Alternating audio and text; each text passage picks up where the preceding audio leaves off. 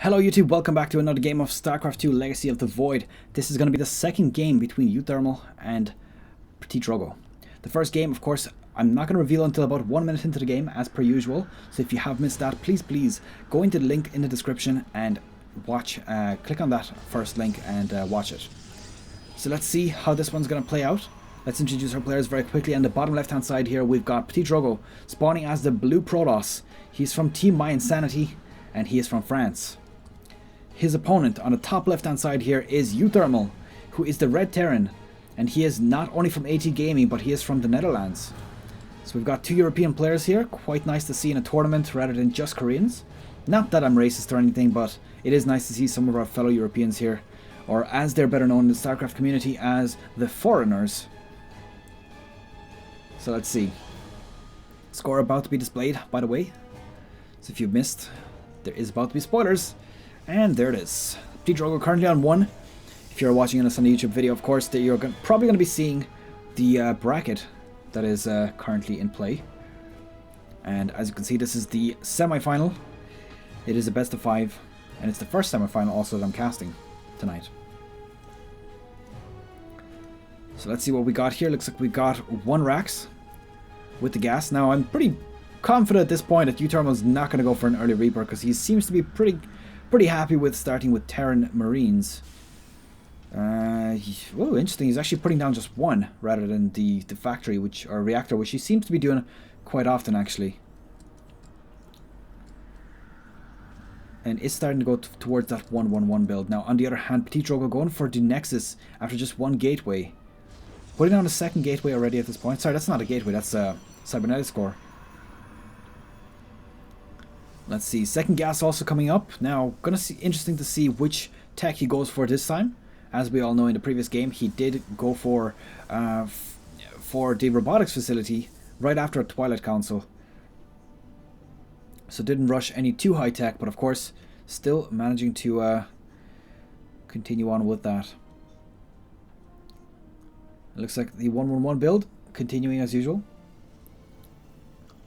And it looks like he's interested in factories with a reactor. So are we going to see Hellions here? Potentially double Hellions. There we go.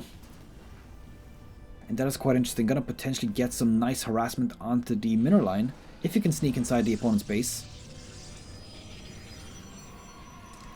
Now that is a robotics facility. So again, PtitDrogo not going for the Stargate, which is pretty damn common these days. Everyone seems to love the Stargate.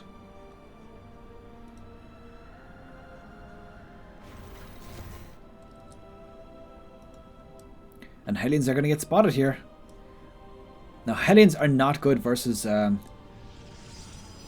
Adepts. They do a lot of damage to them, but at the same time, they take a lot of damage also. And these poor Hellions getting taken out immediately. I'd be surprised if he gets 1 drone kill, or 1 probe kill here. This Mothership Core is like, come back, my friend, I love you! But in reality, he just wants to splatter him all over the place. Let's go Squeege. Oh, is he going to get a few kills here? There is more Hellions, it seems. 2 more Hellions inside the natural. And, oh, getting taken out. The probes are just strong-arming him. Let's have a look. 2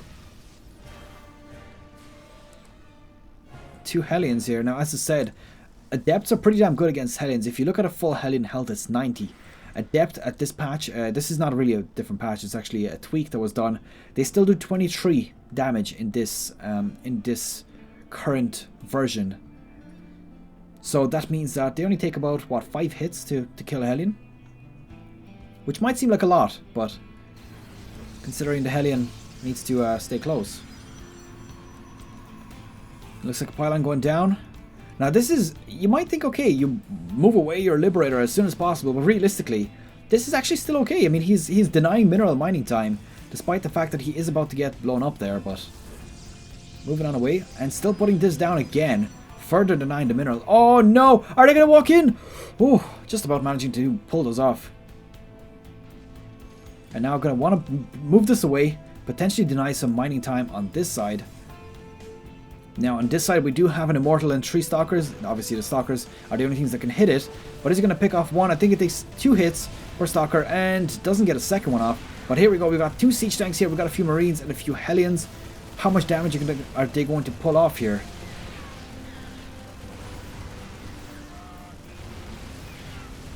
And I think that PtitDrogo should be just fine holding off against this. There's not a whole lot that this army could do. Obviously, you can see here that there's an Immortal in the back. Probably did most of those kills as well. Well, just 2. But Immortal's quite effective against pretty much anything. And honestly, I think that was quite worth it. I mean, if you think about it, I don't even know why there's SCVs here. That's quite interesting. Potentially wanted to maybe either repair or even bring bunkers here. But I think that was worth it. I mean, that was quite a good harassment. I mean, he lost a lot of units, but at the same time, he did lose, destroy a lot of workers from PtitDrogo as well. Oh, this sweet ass time placing. Look at this. Oh my god. Look at this beautiful thing here. That is the perfect positioning for this Liberator, and it's going to be so difficult to destroy this right now. Ah, no, just about managing to find this sweet spot to take that out. One Liberator here getting taken out as well. Ah, no, the second overcharge. Unfortunately, reaching it this time. So he had to waste 3 overcharges on that destruction of the Liberators. That was quite good for uThermal, and honestly, I wouldn't be surprised to see more Liberators coming out, which is actually exactly what we got. So there we go. PtitDrogo taking this game. Honestly, if we look at this game, do you think this was preemptive? Honestly, look at the supply. 31 army, 23 to 26 workers. I think this game was far from over. I mean, realistically, yes, he is 1 base down, but I don't think this game by any means was over. I think there was definitely potential to recover there. So, yeah, I mean... Yeah, I mean, this army could have potentially gotten destroyed in just a few moments, but still, I honestly think that was a bit preemptive. I think it was a little bit too trigger happy. And that is it for game number 2. PtitDrogo taking the series up to 2-0. I thought that was a bit of a premature GG right there, but look, if he thought he couldn't win it, then that's fine. Let's move on to game number 3 very shortly. Of course, I hope that you have enjoyed this video, and of course don't forget to leave it a nice thumbs up if you haven't done so already. If you have any comments, don't forget to leave them in the comment section below. I'll see you guys in game number 3.